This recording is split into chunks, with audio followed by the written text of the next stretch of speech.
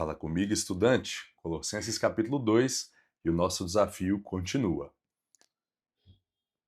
Paulo começa dizendo sobre o seu desejo de ajudar e influenciar os colossenses, mas lembra que a distância, sem falar às vezes olhando nos olhos, sem ter um tempo de convivência, sem ter relacionamento e comunhão, o resultado é muito mais tardio e talvez menor, mas mesmo assim ele demonstra a sua preocupação e o seu interesse genuíno em ajudar não só os colossenses, mas também Laodiceia, que ficava ali pertinho, e todo o mundo onde existiam pessoas que ele tinha conhecimento, que nem sabiam da sua existência, talvez, mas mesmo assim ele orava, ele se preocupava e ele queria ter contato com essas pessoas.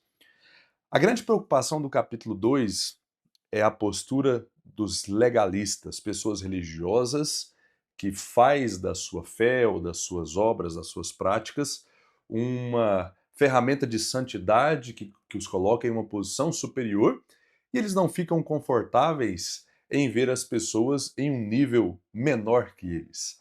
E por isso eles tentam impor as suas tradições, os seus costumes, a sua cultura e colocando isso como sendo exigência da parte de Deus. Esse é o trabalho que estava sendo feito, um desserviço que estava sendo feito ali naquela igreja, onde pessoas estavam tentando incriminar os colossenses, que viviam livres porque Cristo os libertou, mas não seguiam as tradições religiosas do judaísmo. E aqui nós vemos que eles trabalham com uma rede, Paulo diz. Cuidado, que eles querem enredar vocês. Eles estão com uma arapuca armada guardando vocês passarem para jogar a rede e pegar vocês. Isso era algo do cotidiano naquele tempo, muito da caça que acontecia era feito dessa maneira, uma palavra conhecida que tinha esse propósito de armar uma emboscada para seduzir, para enganar e desviar, desvirtuar os colossenses do propósito que eles tinham. E para que eles ficassem tranquilos, Paulo primeiro fala da questão jurídica. Ele diz: vocês não precisam se preocupar com o julgamento dessas pessoas, porque a dívida que vocês tinham, por mais que ela fosse impagável, ela já foi paga. Ela já foi liquidada uma vez que Cristo leva todos os contratos que vocês tinham pendentes comigo, e no fim das contas todos os nossos pecados é uma ofensa, é uma dívida que nós contraímos contra Deus. Jesus levou isso para a cruz e rasgou, quitou de forma definitiva. Na cruz, tudo foi liquidado, com juros, com multas, com as custas do cartório, e lá no banco a gente está acostumado a ver essa realidade. Talvez pessoas deixam acumular por anos parcelas, operações que venceram, e quando a gente para somar tudo aquilo e atualizar, o valor fica muito expressivo, muito exorbitante, porque é juros sobre juros, os custos, talvez, de serviços de advocacia, que também precisam ser regularizados, e chega em um montante, às vezes, impagável de fato.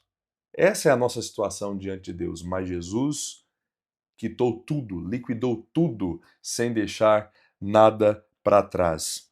E aí, então, depois de deixar os colossenses tranquilos nesse sentido, ele diz assim: sejam livres, vivam como pessoas livres e com a consciência tranquila de que vocês não estão fazendo nada de errado ou deixando de fazer algo certo quando não estão observando a lei judaica. Eu não dei isso para vocês.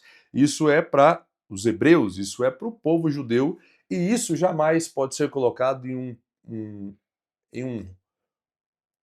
um espaço de exigência ou de requisito para que vocês acessem a salvação. Tradições judaicas, no geral, não têm valor nenhum para isso. As festas, vocês não querem participar, não são obrigados a isso, fiquem em paz. O sábado, vocês não querem guardar, vocês são livres para isso. Não se preocupem em serem julgados por isso. Vocês querem comer de tudo? Porco, todos os tipos de comida e alimentos? Vocês podem fazer isso, porque nada disso tem algum tipo de influência ou poder salvador. Essas coisas eram sombra, e ele diz, apontando para todas essas questões como algo do passado que apontava para algo maior, algo mais completo, algo perfeito, que era Cristo. Ele diz, ele já veio, então isso não se faz mais necessário. Quem quer fazer, quem quer viver assim, com essas restrições, viva, mas sem impor isso sobre os outros. Ele apela para uma questão mais atual do que nunca. Hoje, nós não exigimos que as pessoas guardem sábado, por mais que existam seitas que façam isso, mas vamos pensar no nosso meio. Não exigimos as pessoas que façam alguma dieta alimentar, mas alguns movimentos, algumas igrejas tentam impor sobre as pessoas da sua comunidade regras próprias. É como se existisse a Bíblia mais um estatuto próprio com algumas questões. Olha, vocês não podem jogar bola, vocês não podem usar esse determinado tipo de roupa, vocês não podem fazer isso, vocês não podem fazer aquilo.